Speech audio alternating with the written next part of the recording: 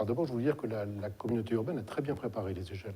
On a été bien aidés, on a été supportés, on a eu des méthodes qui ont été mises en place, et que c'est très important qu'une démarche comme celle-là, où le temps est compté pour tous les acteurs qui s'y impliquent, soit bien packagée. Donc l'initiative des échelles a permis, à mon sens, de mobiliser toutes les forces du territoire et aussi de renforcer les liens autour de la question de l'emploi. Écoutez, pour moi, c'était une manifestation intéressante parce que, d'abord, des points de contact entre les industries, les PME du territoire, les acteurs publics qui travaillent sur ce territoire. Donc, ça a été quelque chose d'assez intense de ce point de vue-là.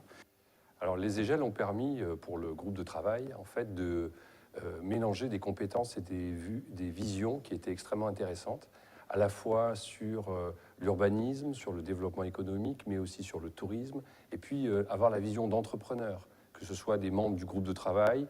On a également eu des témoins qui sont venus et qui ont apporté des visions parfois décoiffantes de ce que peut être l'attractivité de Dunkerque et de son agglomération. Donc en fait, ça nous a permis de tous se mettre autour de la table, de se dire les choses pour une fois, c'est-à-dire de faire le point sur quelles étaient les contraintes des uns et des autres, pourquoi pour l'instant on n'avait jamais réussi à trouver des pendants et trouver des solutions ensemble, et aussi à avoir des objectifs communs. J'ai rencontré réellement toute une série d'expériences extrêmement intéressantes, ici ou ailleurs d'ailleurs. Mais c'est surtout le fait que les gens qui sont dans la précarité ont pu s'exprimer et dire des choses. Ça nous a apporté surtout l'opportunité de mettre en avant le secteur d'activité des services à la personne, qui est un secteur qui est encore méconnu, très complexe et malheureusement pas encore suffisamment valorisé. Enrichissant parce que rapidement j'ai trouvé que ce soit les services communautaires ou que ce soit les personnes qui se sont mobilisées, issues du monde associatif ou du travail en général, j'ai trouvé que c'était vraiment important et appréciable d'avoir des gens qui se mettent spontanément autour de la table et qui acceptent de pouvoir réfléchir collectivement pour faire des propositions. Je crois qu'on est tombé sur des gens qui avaient envie véritablement de participer. Oui, globalement, je crois que l'ensemble des entretiens, des réunions que nous avons eues vont accoucher, je l'espère, d'un certain nombre de propositions qui pourront être reprises. Donc voilà, donc ça s'est plutôt pas mal passé. Effectivement, beaucoup de travail, mais intéressant. Ce qui m'a marqué, c'est le fait que, on dirait en Dunkerquois, chacun s'est lâché. Voilà, et c'était bien le but. Pas de rester dans des choses très structurées ou ce qu'on avait l'habitude de dire, de vivre, les réseaux dans lesquels on était. On a essayé de partir sur des idées complètement nouvelles. Ça nous a permis surtout de libérer les énergies et d'agir pour l'avenir de notre territoire. Pourquoi libérer les énergies? Parce qu'on a réussi à rencontrer énormément de professionnels, d'industriels, d'entrepreneurs qui nous ont permis d'avoir des pistes nouvelles de réflexion, de développement pour gagner ce combat du développement économique et de l'emploi. C'était des grands moments, 3 séances avec des chefs d'entreprise qui avaient des inquiétudes et qui posaient un certain nombre de questions de façon à pouvoir obtenir des marchés au niveau de la communauté urbaine de Dunkerque. Et je dirais que ça a été très positif. Alors chacun y allait en comprenant bien ce qu'il pouvait apporter aux autres. Et puis l'intérêt commun de défendre notre territoire, de dessiner un avenir à notre territoire. On est dans un tissu économique important depuis un certain nombre de temps, industriel, et c'est comment on opère petit à petit sa mutation.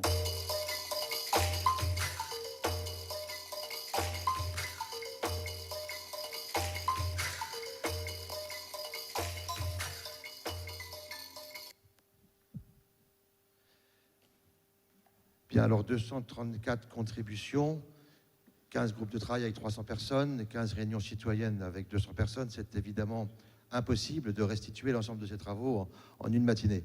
Donc 16 personnes vont venir témoigner ce matin.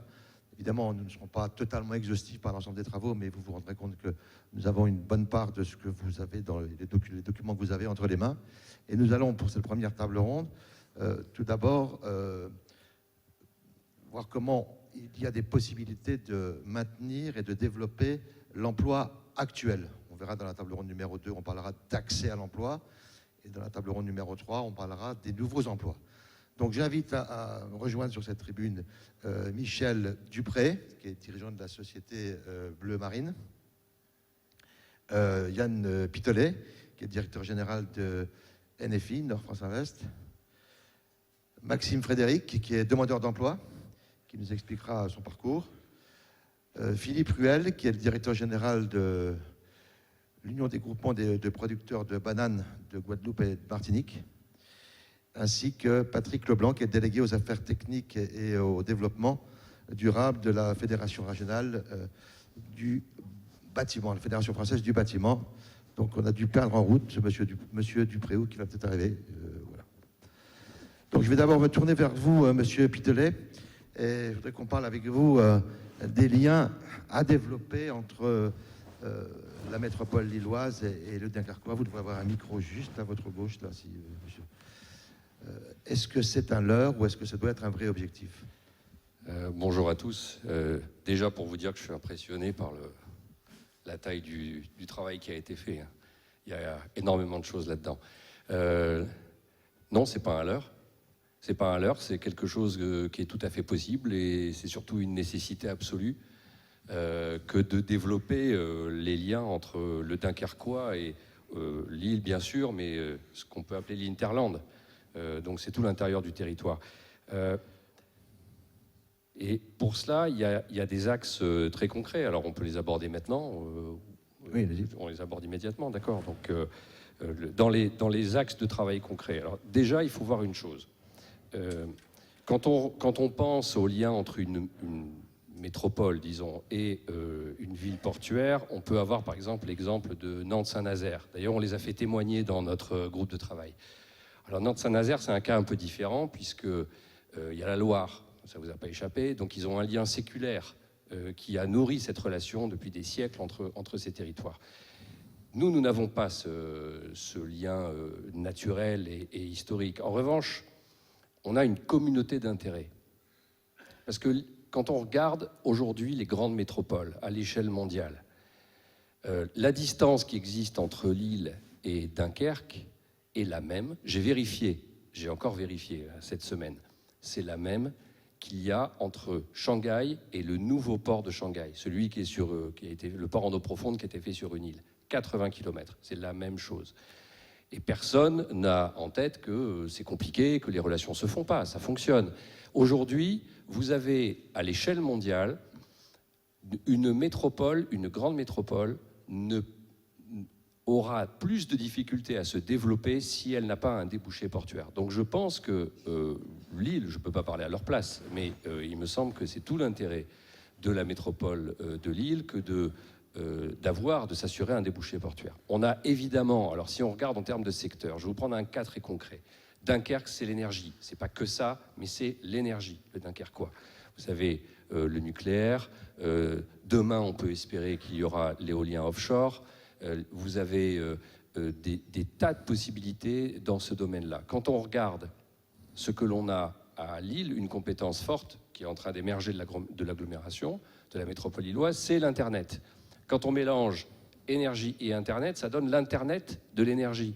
C'est une des composantes de ce qu'on appelle la troisième révolution industrielle. Vous avez là quelque chose qui deviendra incontournable dans les années à venir. On y reviendra après pour voir quels sont les emplois qu'on peut développer dans ce domaine, mais merci pour cette nouvelle vision de l'île-sur-mer.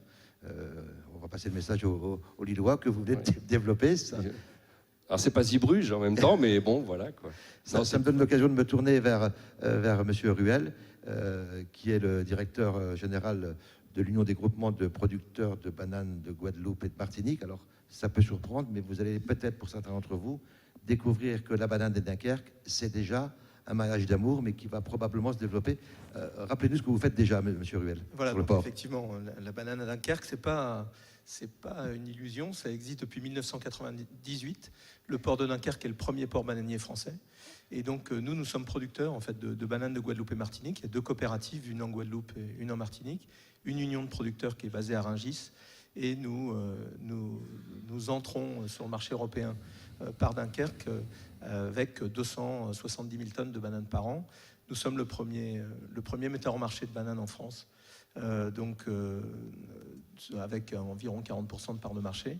Et je dois dire que ça a été possible au niveau de Dunkerque, parce que depuis 1998, une charte a été signée avec le port de Dunkerque, donc je salue Stéphane Raison et Daniel Descott, avec nos partenaires des lignes maritimes, avec nos partenaires des syndicats de dockers, notamment le CNTPA et son président Franck Gons, et puis nos partenaires opérateurs sur place. Et cette charte, elle a eu pour objectif de sanctuariser la banane, c'est-à-dire que les bateaux de bananes qui arrivent toutes les semaines à Dunkerque ont été déchargés depuis 1998 sans problème. Et ça, c'est très important sur un produit frais comme celui de la banane. Voilà, donc je suis très, très heureux et très flatté d'être reçu dans vos états généraux, surtout que notre démarche au niveau de la banane a été un peu la même que la vôtre. C'est-à-dire que depuis le mois de juin, nous nous sommes posé la question sur un produit aussi banalisé, présent toute l'année dans les rayons des grandes surfaces et des primeurs, comment faire pour débanaliser notre offre? Parce que finalement, il n'y a rien de plus substituable qu'une banane par une autre. Une banane française ressemble à une banane de Côte d'Ivoire, ressemble à une banane équatorienne ou du Costa Rica, sauf que nous sommes les seuls en région tropicale humide à produire selon les règles et les lois françaises en matière environnementale, en matière sociale, en matière de traçabilité alimentaire, ce qui nous donne un avantage énorme que le consommateur n'arrive pas à percevoir. Et donc, on a fait comme vous, on s'est dit, voilà, comment vendre de la banane française différemment? Et finalement, on a eu aussi 140 contributions, 5 groupes de travail, donc on est un peu dans la même dynamique.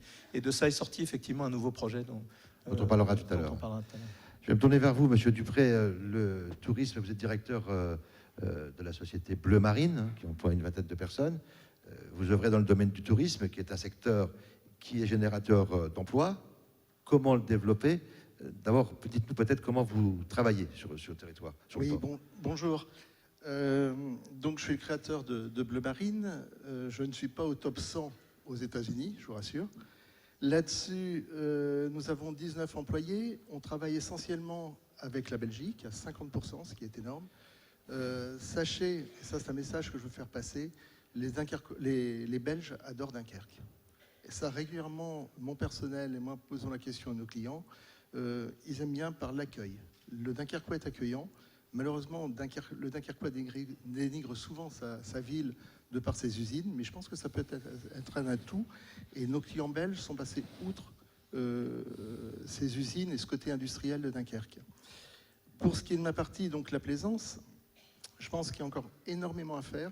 Il faut revoir tous les ports, profiter actuellement de ces espaces libres dans le port de Dunkerque, avec un acteur principal qui devrait jouer un peu plus le jeu peut-être, et j'en profite pour passer le message, c'est le grand port maritime.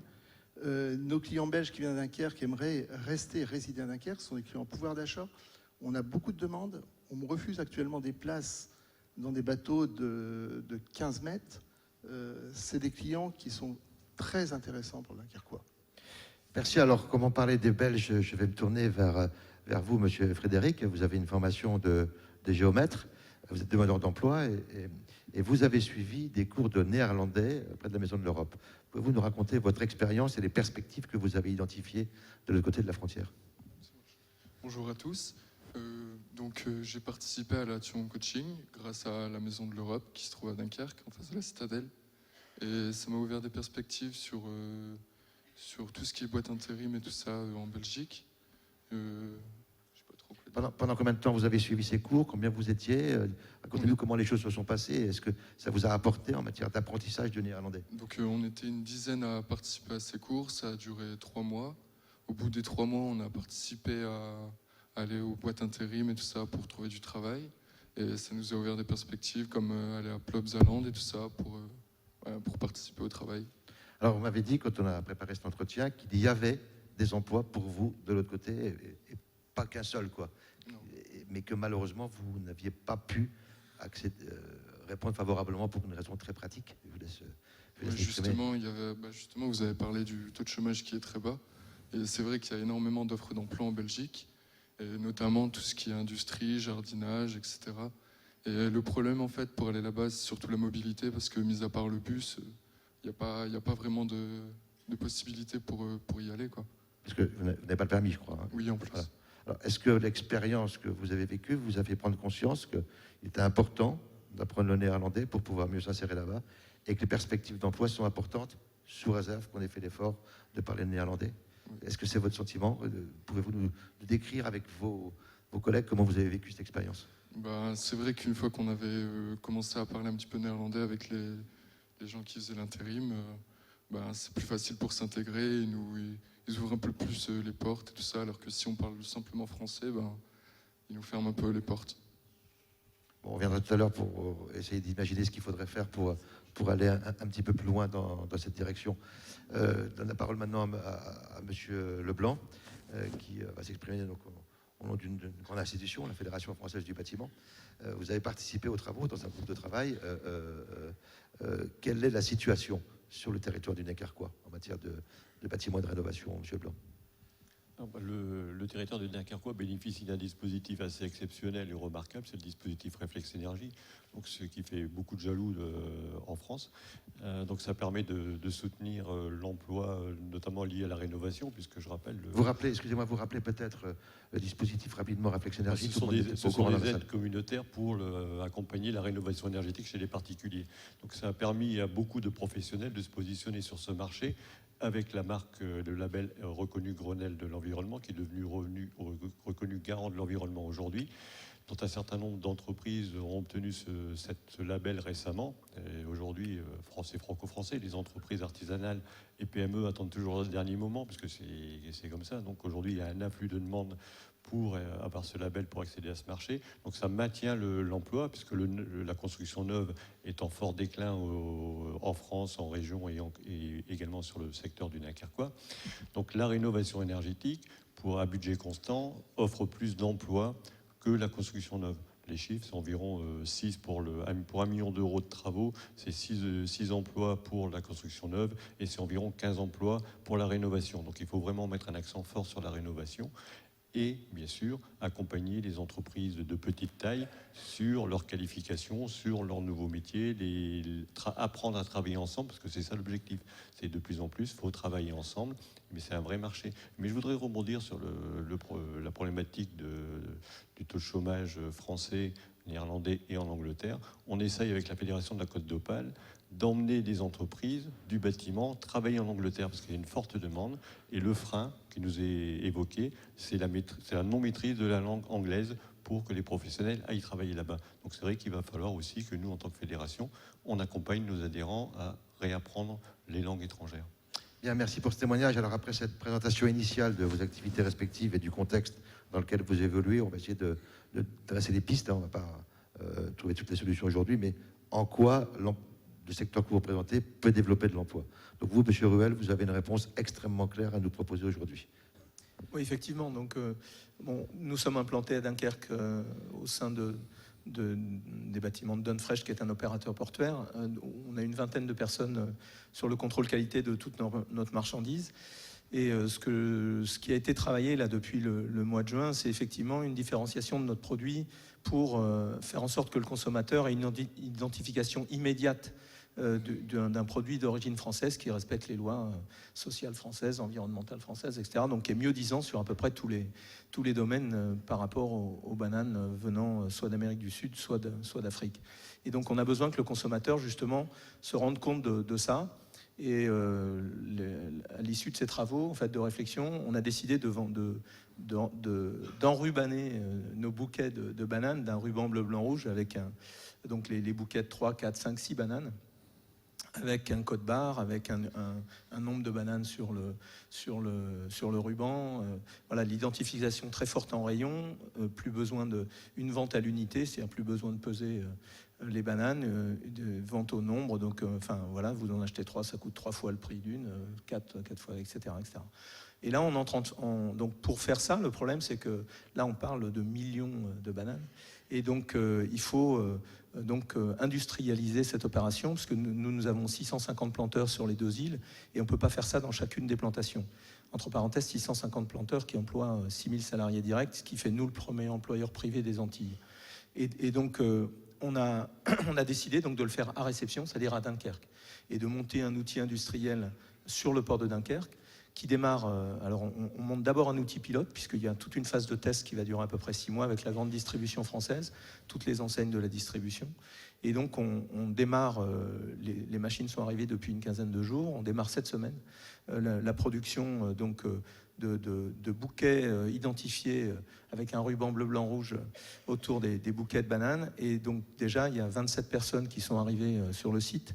Pour l'instant, majoritairement intérim, puisqu'on est en phase de test, mais bien sûr, l'idée, c'est de transformer ces emplois en CDI très rapidement. Et combien d'emplois à terme si Alors, la phase de test, donc, c'est 27 emplois sur 6 lignes de fabrication. La phase de déploiement, à partir d'octobre-novembre, c'est 20 lignes de fabrication sur 5000 m² et 150 emplois. Et donc, on est convaincu que ce déploiement va se faire. Bon, d'ores et déjà, de toute façon, on est parti. Et on commence les employés qui sont là aujourd'hui sont les futurs encadrants sur les lignes demain. Voilà, Dernier mot, pourquoi à Dunkerque? Pourquoi vous croyez à cet emplacement pour développer cette activité? Alors, parce que la banane est un fruit fragile et elle se transporte, elle arrive verte, pour ceux qui, elle arrive verte en conteneur à température dirigée à 13 degrés. C'est-à-dire que c'est un fruit qui est cueilli à maturité, mais pas mûr, pas consommable. Et ensuite, on vient le transformer dans une phase de mûrisserie.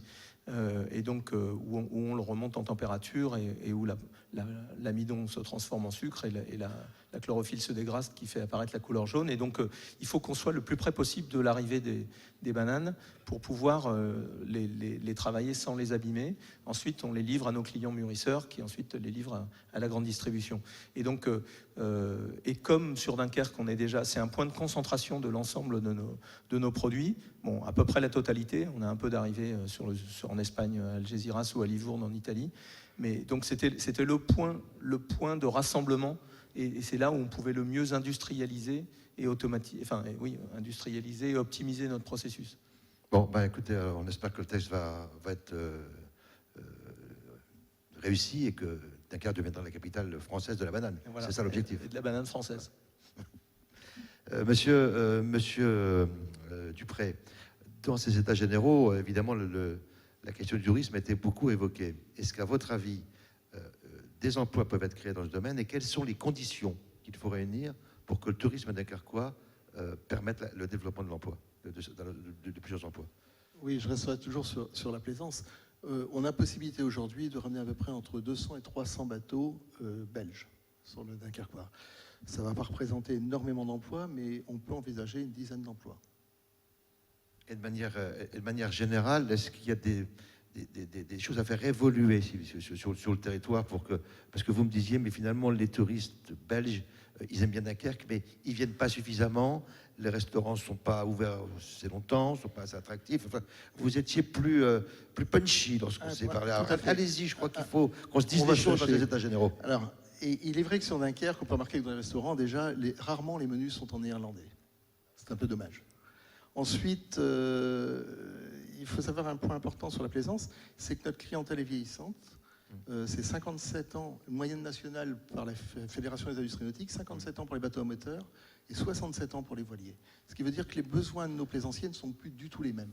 Et aujourd'hui, dans les ports de plaisance, il faudrait avoir de l'animation, il faudrait un peu plus de soutien vis-à-vis des clients et des animations, chose qui n'existe pas. Aujourd'hui, on a des parkings à bateaux. Donc tout ça, c'est à développer et ça pourrait créer de l'emploi. Donc il faut que le territoire s'adapte davantage à cette clientèle qui évolue et pour pouvoir l'attirer. Et ensuite, cette clientèle qui arrive sur Dunkerque, il est vrai, je crois qu'il y a de gros projets au niveau de la gare. La gare n'est pas très attractive quand ils arrivent par train. On reçoit beaucoup de clients norvégiens. Lorsqu'on arrive en voiture, il y a toutes ces usines. On peut en faire un point positif. Je pense que ça ne coûte pas plus cher de les peindre avec des couleurs sympas plutôt qu'en gris ou en noir. Ne serait-ce que ça serait une arrivée qui serait beaucoup plus agréable sur le Dunkerquois. Merci, Monsieur Frédéric. Vous êtes un peu le porte-parole des jeunes dans cette table ronde sur l'emploi. Vous avez identifié des potentialités de l'autre côté de la frontière. Qu'est-ce que vous attendez du territoire? Qu'est-ce que vous attendez des autorités institutionnelles pour qu'elles aident les jeunes à travailler davantage de l'autre côté de la frontière? Qu'est-ce qui manque? Je pense qu'il faudrait peut-être travailler un peu sur l'information, parce que je sais pas, j'ai été sur Pôle emploi, on m'a dit qu'il y avait une offre pour apprendre le néerlandais, mais mis à part cette offre, il n'y a rien qui incite à partir en Belgique ou quelque chose comme ça. Au niveau de l'information, il n'y a rien du tout. Il y a un site normalement qui existe pour justement mettre les témoignages et tout ça. Et, enfin, je sais pas, c'est pas assez connu, je pense. Il faudrait faire plus de pubs ou trouver un autre moyen de faire de l'information là-dessus, quoi. Est-ce que vous pensez que votre environnement, enfin, les gens qui sont autour de vous, qui sont comme vous en situation de demandeur d'emploi, seraient réceptifs davantage s'ils savaient qu'il y a des possibilités d'aller travailler en Belgique? Et sur la question de la mobilité dont vous m'avez parlé également, est-ce que c'est un frein, cette absence de lien de transport que vous évoquez? Je pense que, comme j'avais dit, mis à part le bus, je trouve que c'est pas assez. Il faudrait peut-être, ne serait-ce pas faire une ligne de tram ou quelque chose comme ça, mais juste des navettes, parce que si on fait des postes le soir ou quoi, ça peut être un frein, ou je sais pas, des choses comme ça, quoi. À votre connaissance, il n'y a rien de bien organisé pour permettre aux futurs frontaliers, s'il faut les appeler comme cela, hein, d'aller travailler en Belgique depuis le territoire? Non, il n'y a pas assez de... C'est surtout en fait l'information, je pense, qui est primordiale. Je pense que la plupart de mes collègues et tout ça, ils sont pas au courant qu'il y a du travail. Quand j'ai dit que je suis allé là-bas pour faire des cours et tout, il n'y a personne qui était au courant. Ouais. Vous êtes un ovni alors? Un peu, on peut dire ça. Oui, parce que pour que ça soit clair pour tout le monde, nous avons invité M. Frédéric à venir témoigner parce qu'il a fait une contribution, vous la trouvez d'ailleurs dans les livres blancs, et ça nous semblait intéressant qu'un demandeur d'emploi comprenne l'initiative qui a été prise par la communauté urbaine pour témoigner de sa situation. Et merci en tout cas d'être parmi nous aujourd'hui. Monsieur Leblanc, est-ce qu'il y a, selon vous, des perspectives d'emploi dans le domaine du bâtiment? Qu'est-ce que vous attendez des autorités publiques pour que l'emploi dans le bâtiment se développe? On voit bien qu'il y a en ce moment, hier j'étais au comité d'organisation du salon de Norbat de 2016, on est en train de parler de révolution dans le bâtiment.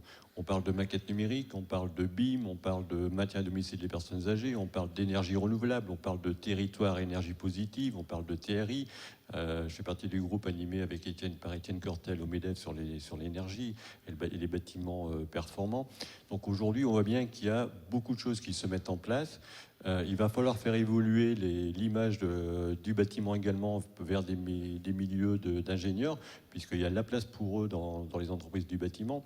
Il y a un vrai problème de compétences et de recherche dans les entreprises. On a des entreprises qui sont en train de muter, plus de bureaux d'études, moins de personnes sur les chantiers. On parle beaucoup dans la loi de transition énergétique de diminuer les coûts de construction avec la préfabrication. Donc, la préfabrication, c'est de l'industrialisation. Dans les entreprises qui industrialisent des ouvrages pour le BTP, ne sont pas les mêmes ouvriers qu'on avait avant.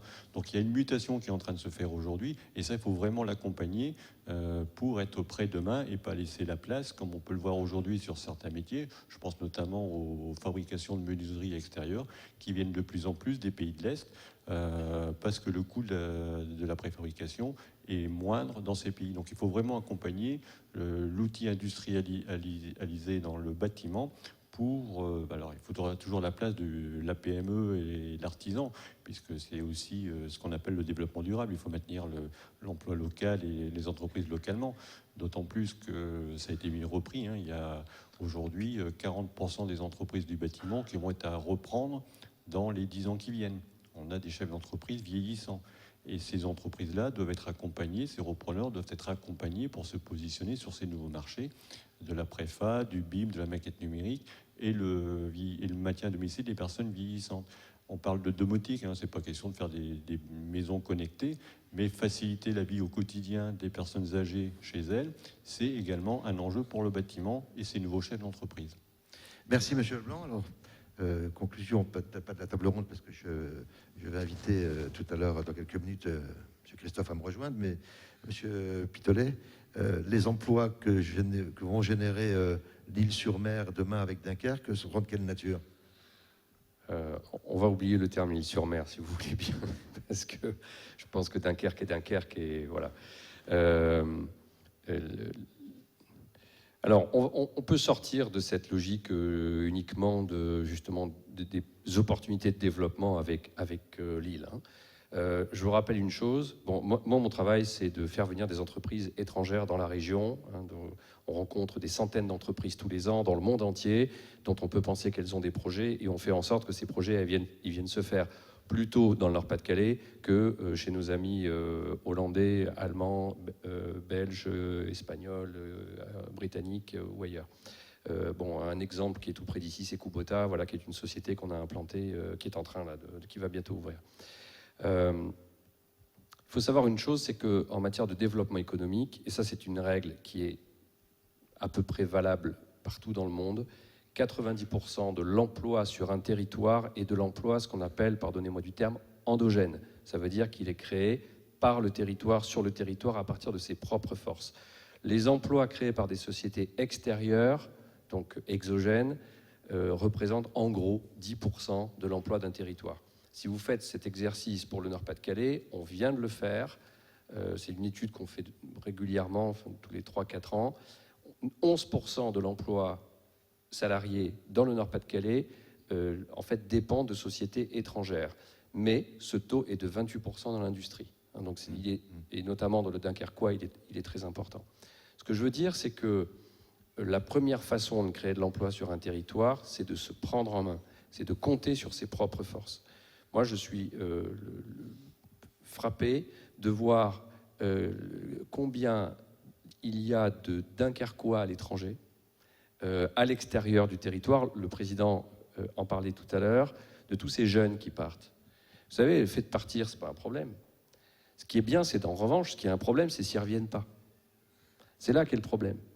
En fait, on pourrait imaginer une action concrète, c'est d'essayer de tracer tous ces Dunkerquois qui sont allés travailler à l'étranger, ou ailleurs en France d'ailleurs, ils ne sont pas forcément à l'étranger, et de voir comment on peut les faire revenir à un moment donné de leur vie. Ils vont peut-être pas revenir à 25 ans ou à 30 ans, mais peut-être qu'un jour ils vont revenir.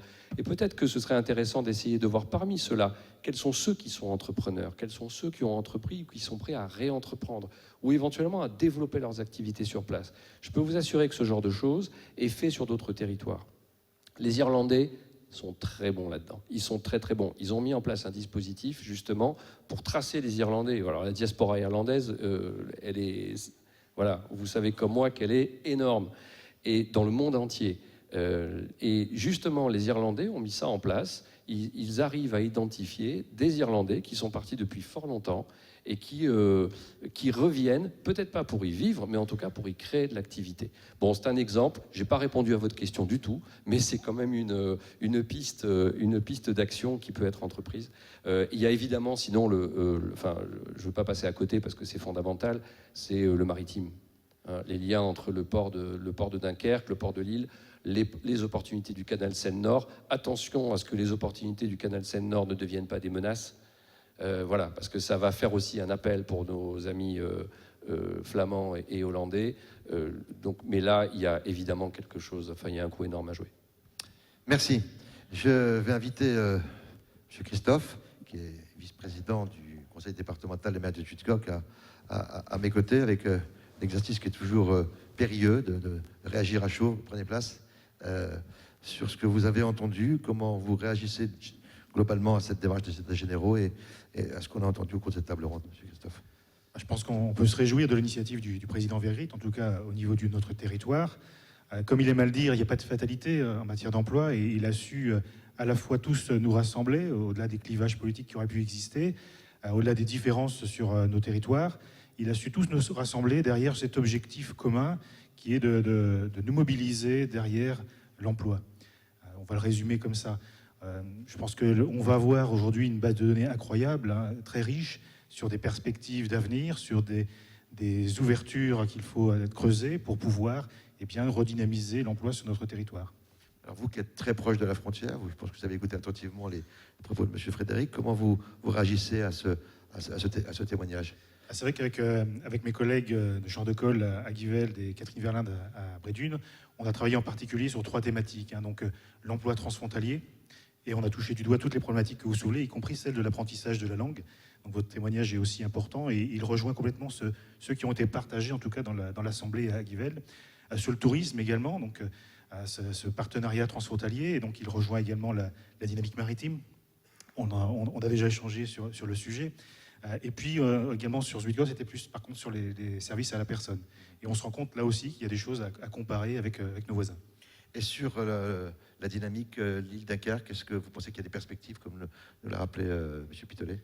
Ouais, c'est clair qu'il faut renouer le dialogue, je dirais, avec le bassin lillois, même au-delà. Hein, et donc, c'est pas pour rien si avec le département, on se penche également sur ces questions d'emploi. Vous savez que la dimension sociale du département, eh bien, c'est son cœur de métier. Donc, il touche également les problématiques qui ont été soulevées sur notre territoire.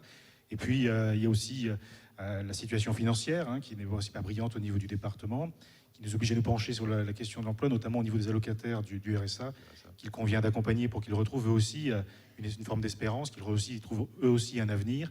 Et puis, au bas mot, le RSA aujourd'hui, c'est 60 millions d'euros par mois à charge pour le département. Oui, dernier témoignage, Dunkerque, capitale de la banane, et la rénovation des bâtiments, notamment pour les personnes âgées. Ça, c'est quelque chose qui est proche aussi des activités du département. Comment vous réagissez sur ces deux points? On en parlait avec David Bayeul à l'instant. Finalement, on se disait que Dunkerquois, c'est un territoire où on a la banane. Donc en soi, eh bien, on a peut-être quelque chose à capitaliser là-dessus. Non, mais c'est un vecteur d'emploi. C'est aussi une dynamique qui s'est créée autour d'un produit. Je pense que voilà, c'est un bon exemple en soi pour le développer et le multiplier dans d'autres secteurs d'activité. Et je pense que c'est à nous d'être au rendez-vous. Sur la politique à destination des personnes âgées, c'est effectivement l'une des problématiques qui tiennent à cœur du département. Là aussi, je pense que les travaux et les restitutions qui ont été proposés dans les différentes tables rondes, dans les différentes réunions proposées, vont nous amener à nourrir là aussi notre réflexion et à affiner la proposition à destination des personnes âgées vieillissantes. Merci, Monsieur Christophe. Restez là, messieurs. Je vais me tourner maintenant vers vous, mesdames et messieurs, si vous souhaitez prendre la parole, réagir, témoigner, à la fois sur ce que vous avez entendu ce matin ou apporter des contributions complémentaires. Donc, je ne vois pas de bras qui se lèvent. Est-ce que parmi les 234 contributeurs, quelqu'un veut prendre la parole? Je sais bien qu'on les retrouve sur l'écrit, mais... Pas de questions? Excusez-moi, je mets la main au-dessus des yeux à cause des lumières, mais je ne vois pas de bras se lever. Donc, on va... messieurs, je veux vous remercier pour vos témoignages. On va passer au deuxième film de la matinée avant de passer à la deuxième table ronde. Merci, messieurs.